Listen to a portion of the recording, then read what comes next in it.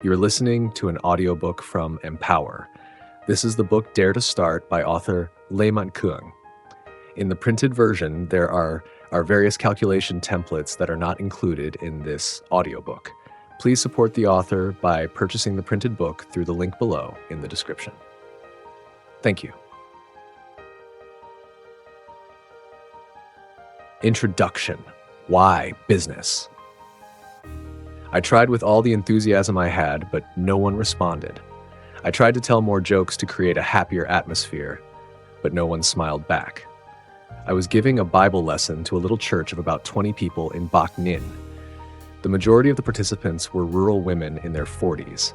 They prayed vigorously and listened attentively, but their miserable looks conveyed to me that their life is full of hardships. They clung to God, unlike others I knew. They prayed more fervently and cried harder, as if they were crying out to God for release in their life. "Pastor Cuong, please pray for me." A woman with a plate of peeled fruits in her hand approached me while I was fellowshipping with a group of people who stayed after the service. Everyone was sitting on straw mats on the floor, eating fruits, talking, and praying for each other like in a family. "Sure, how can I pray for you?" I turned to her and answered with an enthusiastic smile. A middle-aged woman was standing opposite to me. Her skin was pigmented, and she was wearing a scarf as if she was getting ready for a sunny afternoon at market. "I have a lot of debt." Before she could say anything else, tears streamed down her cheeks, distorting her voice. "Can you share more?" "I borrowed money from people so my husband could go to work in Malaysia. My husband has been away for 2 years. He works in order to repay the debt, and I sell goods in the market to pay that debt off. Now that my son has graduated from high school, he is also working to help pay off the debt. However, instead of decreasing, the debt keeps increasing." "Why is that? How does borrowing work? What is the annual interest rate on a loan?" I asked her with a mix of curiosity and skepticism. She began by explaining each loan in detail and how the interest works. She made me panic when I saw her debt and how much interest she had to bear. "You cannot pay off your debt at this rate of interest. This is completely illegal. You are dealing with loan sharks." She had no idea how to calculate interest rate. The phrase percentage per year was brand new to her vocabulary. She only knew how much interest she must pay every day on every loan she borrowed. If she had sold something, she used the earnings to pay off her debt. Otherwise, she would continue to borrow to pay interest. So, mother interest bore child interest. Do you borrow money from the underworld? No, Pastor Cuong. That is how borrowing money works here. They are not the underworld. This is how everyone in the village borrows money. How can that be? Everyone, please. I turned back to ask the people sitting around. Everyone, please tell me if borrowing money at this rate of interest is normal or unusual? It's normal. It's normal. Who doesn't borrow like that around here? I was dumbfounded to realize that here the children of God were slaves to creditors, yet they called it normal. That explained why they could not put on a happy face on Sunday. I was very troubled when I got home from the meeting that day. The more places I visited, the more I noticed that this scene occurs almost wherever I go, not just in Bac Ninh. People are enslaved to usury in cities as well as in remote areas. Unemployment is widespread. Husbands must leave their wives. Parents leave their children in the care of their grandparents so that they can travel far away to earn money in order to build a happy family, while the children must grow up with their parents by their sides, and they become victims of many social evils. All of these often start with no job or business opportunities, or even worse, no entrepreneurial mindset to create job opportunities and earn a living locally. I have heard far too many people groan. "I have no job. I do not have enough money, so I have to borrow. I am a university graduate, but I have to labor as a simple worker in industrial zones. I failed in business due to lack of knowledge. I am a farmer, and I cannot sell plants unless I put chemicals in them." I heard so much of their laments that it became my own cry to God every time I prayed. And as time went, the prayers became a burden in my heart, compelling me to do something. In the summer of 2013, while praying, I felt the need to take a year off from my ministry. It is funny how I never imagined myself as a mentor and coach in startup and entrepreneurship.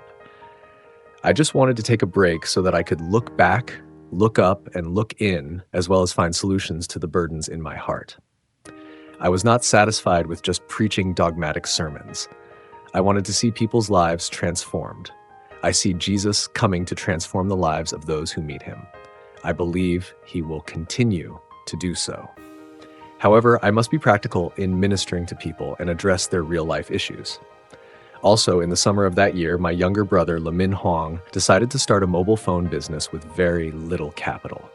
We were very different from childhood and often clashed over anything big or small. We never really talked for more than 15 minutes without arguing. But after that summer, I was no longer a professor to him. Instead, I assisted him with his business.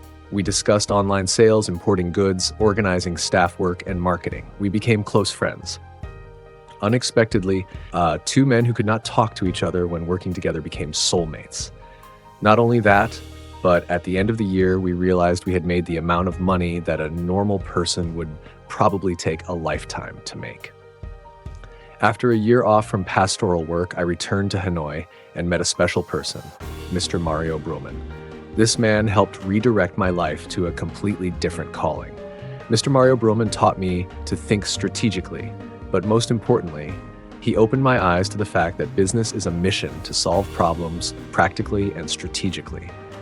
This man has traveled to many countries, helped tens of thousands of businesses grow, and created hundreds of thousands of new job opportunities through business training and mentoring. Mario summed up all of his great work in this sentence: "It is God's calling for my life." A calling? This is the first time I have heard the term calling outside of religious contexts. Is doing business a calling as well? Is it a calling to help people get out of poverty, to help create jobs, to help husbands and wives stay together so they don't have to be far away from children just to find work in another country? Is helping others do business a calling as well? Is it also a calling to provide strategic consulting to companies so they may grow sustainably, generate more jobs, and prosper? Oh, why not? I believe that everyone is a child of God, yet some people who know the truth realize this, while others do not. Whether they know it or not, the essence of this truth does not change. They are still God's children. They deserve to have happy lives. And that happiness has a lot to do with whether they can generate income in their homeland. This is directly related to business, because business is about creating job opportunities.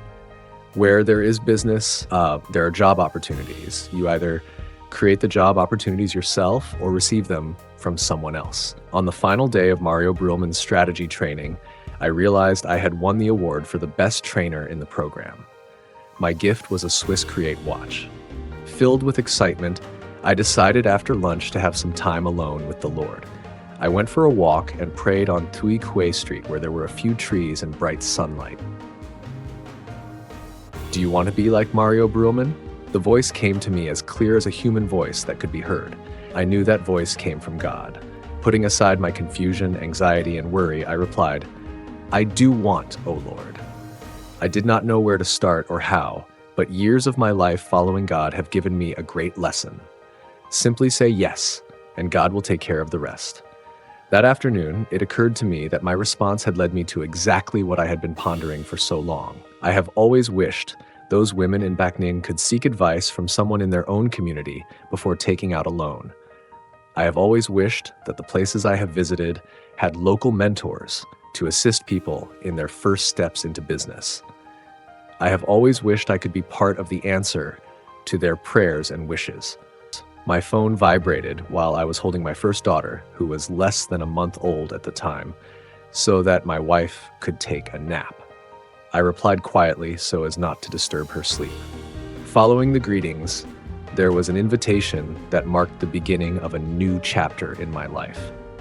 We want to train business mentors and trainers in Vietnam to help Vietnamese people start their own businesses. We would like to invite you to be the manager of this project. You will be trained directly by Mario Bruhlman and Swiss experts to become a trainer and strategic consultant. Can you pray to see if God wants you to join us? I was able to immediately say yes to the above question from Mr. Alan Henry, Chief Representative of the Swiss Consulting Group in Vietnam. I had been praying for a long time, and now his invitation had officially led me into a whole new career and calling, which was shortly followed by the birth of the Empower Company.